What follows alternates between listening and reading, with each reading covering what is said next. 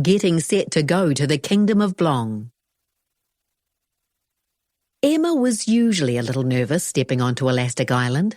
It was a risky way to travel at the best of times, with the wind flying in your hair as you hung desperately onto a palm tree.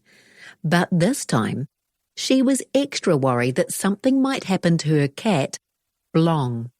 She accidentally clutched Blong the cat so firmly she was in danger of strangling him. "Crikey, Emma," said her twin brother Ethan, stepping onto the small island after her, his red hair gleaming in the sun. "You might want to be gentler with Blong. He's struggling to breathe." Emma looked at Blong in alarm and relaxed her grip around his neck. "Oh, sorry, Blong. Are you all right?"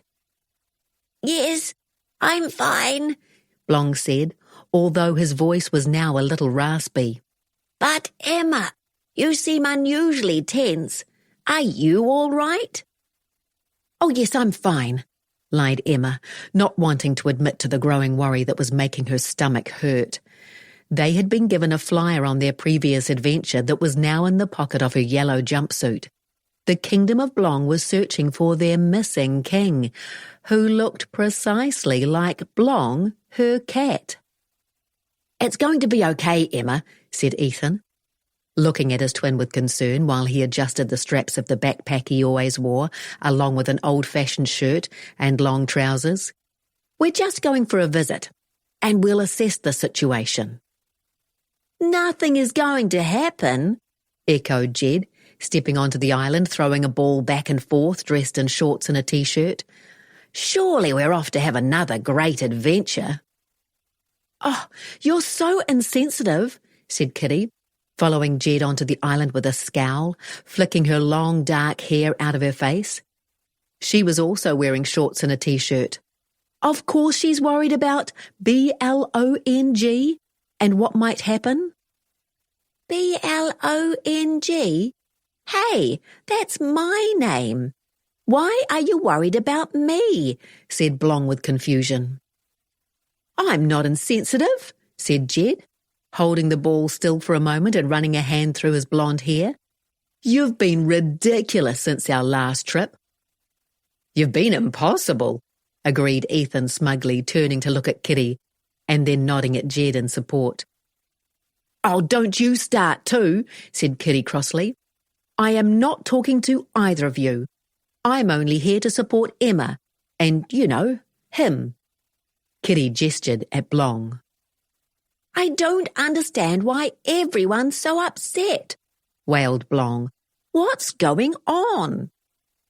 "It's all because of the stupid wedding from our last trip," said Ethan, adjusting his glasses. "Weddings are trouble, I tell you." "It would have been all right if you hadn't wrestled me to the floor in front of everyone," said Kiri, glaring at Jed. "You were the one that knocked me over," said Jed indignantly. Emma touched the jewel pendant she wore, the one that usually made her feel peaceful and calm, but it didn't work this time. She hated when people argued, and she was so worried that if they went to the Kingdom of Blong, and if they found Blong was their missing king, he wouldn't want to come home with her again. She felt so upset she was about to turn around and walk off the island when a jolly voice interrupted her thoughts and the arguments going on around her.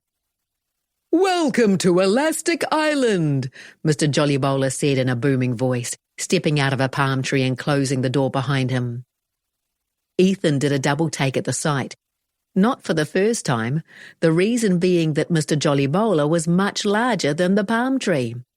Mr. Jolly Bowler wore shorts, a floral shirt, and a large bowler top hat. "It's wonderful to see you all again," continued Mr. Jolly Bowler. "And I'm so pleased you'll be travelling on our luxury South Pacific service this afternoon.